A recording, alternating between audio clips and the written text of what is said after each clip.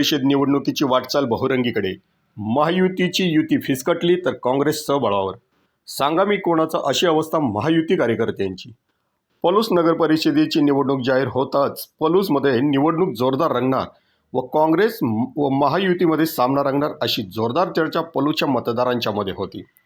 परंतु भाजप व राष्ट्रवादी काँग्रेस पार्टी, अजितदादा गट व इतर सर्व पक्ष यांच्यामध्ये नगराध्यक्ष पदाच्या उमेदवारीवरून वाद निर्माण झाले आणि युतीत मिठाचा खडा पडला. भाजप व पलूस राष्ट्रवादी गटाने स्वतंत्र नगराध्यक्ष पदासाठी अर्ज दाखल करून स्वतंत्र निवडणूक लढवण्याचे जाहीर केले.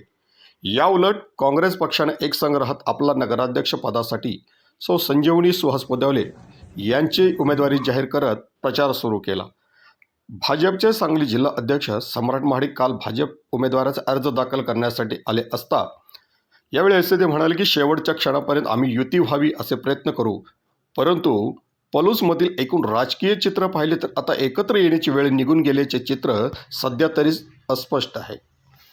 सध्या तरी काँग्रेसकडून संजीवनी सुहास पुदाले, राष्ट्रवादीकडून ज्योत्स्ना येसुगडे तर भाजपकडून सोनाली सागर नलवडे हे दिग्गज उमेदवार नगराध्यक्ष पदासाठी निवडणूक रिंगणात आलेले आहेत.